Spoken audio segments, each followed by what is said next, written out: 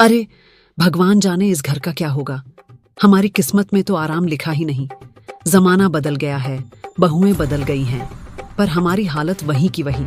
पहले की बहुएं सास के पांव दबाती थीं, उनके कहने पर पूरे गांव के काम कर देती थीं।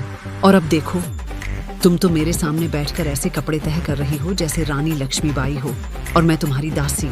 सासू माँ, रानी लक्ष्मीबाई तो लड़ाई करती थी अंग्रेजों से। मैं तो बस आपसे लड़ाई कर लेती हूँ। और कपड़े तह करना भी आपको बुरा लग रहा है तो बताइए, क्या इन्हें हवा में उड़ा दूं? वैसे भी आपकी बातों की आंधी तो हर रोज हमें उड़ा ही देती है।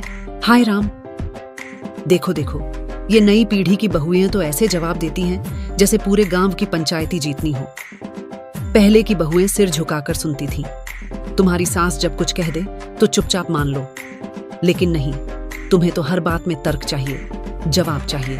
सासू माँ, मैं तर्क नहीं करती, मैं सिर्फ अपनी बात रखती हूँ। आप हमेशा कहती हो कि पहले की बहुएं चुप रहती थीं, लेकिन क्या वो खुश थीं? क्या उनका मन कभी किसी ने समझा? अगर वो चुप थीं तो शायद मजबूरी में। मैं तो चाहती हूँ कि हम दोनों खुलकर बात करें, ताकि घर में प्यार बना रहे। वाह री बहू, बड़ी समझदार बन रही हो। प्यार की बातें करती हो और काम के नाम पर हाथ पीछे कर लेती हो। जब मैं तुम्हारी उम्र की थी तो सुबह सूरज निकलने से पहले उठकर पूरे घर की झाड़ू पोंछा कर देती थी, चूल्हा सुलगाती थी, सबको खाना खिलाती थी। और तुम 9 बजे तक तो बिस्तर में पड़ी रहती हो जैसे कोई महारानी विक्टोरिया हो। सासू माँ, मैं मानती हूँ कि आपकी मेहनत हमसे कहीं ज्यादा थी, लेकिन जमाना बदल गया है। अब तो चूल्हा भी गैस पर है, कपड़े मशीन में धुल जाते हैं, लेकिन फिर भी आप मानती नहीं। और रही बात 9 बजे उठने की, तो सारा घर मेरा है। रात को देर तक काम करती हूँ, वीडियो कॉल पर मायके वालों से बात करती हूँ, तभी तो देर से उठती हूँ। क्या थोड़ा सा आराम करने का हक मुझे नहीं? अरे, आराम करना है तो होटल में रहो। यहाँ गांव का घर है, यहाँ बहुएं आराम नहीं करती, काम करती हैं। मेरी आंखों के सामने बहू को आराम फरमाते नहीं देख सकती। और मेरी आंखों के सामने रोज रोज ताने सुनना आसान है क्या? आप सोचती हैं मैं आराम करती हूँ, लेकिन असल में मैं थक चुकी हूँ, हर रोज आपके तानों से, आपके गुस्से से। सासू माँ, मैं आपकी बेटी जैसी हूँ, लेकिन आपने मुझे कभी बेटी जैसा महसूस नहीं कराया, हमेशा बहू ही समझा। बेटी जैसी? हाँ, शायद सच कह रही हो। मैं मानती हूं कि मैंने तुम्हें कभी बेटी की तरह नहीं माना, लेकिन बहू, मेरी भी तो मजबूरी रही है।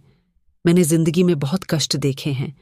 जब मैं इस घर में आई थी तो मेरी भी सास ने मुझे जीने नहीं दिया, मुझे हमेशा दबा कर रखा, और मैंने उसी को सही समझा। इसलिए आज भी सोचती हूँ कि बहू को कसकर रखना चाहिए, वरना वो हाथ से निकल जाएगी। सासू माँ, यही तो फर्क है आप और मुझ में। आपने जो दर्द झेला वही दर्द आप मुझे दे रही हैं, लेकिन मैं चाहती हूँ कि ये सिलसिला यहीं रुक जाए। मैं चाहती हूँ कि आप मुझे माँ की तरह गले लगाएं, ताने न दें। अगर हम दोनों हंसी मजाक और प्यार से रहें तो ये कमरा लड़ाई का मैदान नहीं, घर का मंदिर बन जाएगा। हम बड़ा भाषण देती हो तुम तो। तुम्हें तो गांव की सरपंच बना देना चाहिए। लेकिन बहू, मानना पड़ेगा, तुम्हारी बातों में सच्चाई है। कभी कभी मुझे भी लगता है कि मैं ज्यादा बोल देती हूँ। सिर्फ ज्यादा बोल देती हैं? सासू माँ, आप तो पूरा रेडियो हैं, सुबह से शाम तक बिना बैटरी बदले बजता ही रहता है। चलो भागो यहां से, नालायक बहू। मुझे रेडियो कहती हो? क्या करूं सासू माँ, आप भी तो मुझे कभी बहू कहकर बुलाती ही नहीं, हमेशा नई पीढ़ी की आफत कहती हैं। लेकिन सच बताऊं बहू, जब तुम हंसती हो ना तो मुझे मेरी जवान बहन याद आती है, और जब तुम रोती हो तो लगता है मेरी अपनी बेटी रो रही है। और जब आप गुस्सा करती हैं तो मुझे लगता है जैसे स्कूल की प्रिंसिपल डांट रही हो। चलो बहू, आज से वादा करते हैं, झगड़ा करेंगे लेकिन हंसते हुए, ताने देंगे लेकिन प्यार से, और इस कमरे को रोने की जगह नहीं, हंसी की जगह बनाएंगे। जी सासू माँ, आज से हम माँ बेटी की तरह रहेंगे।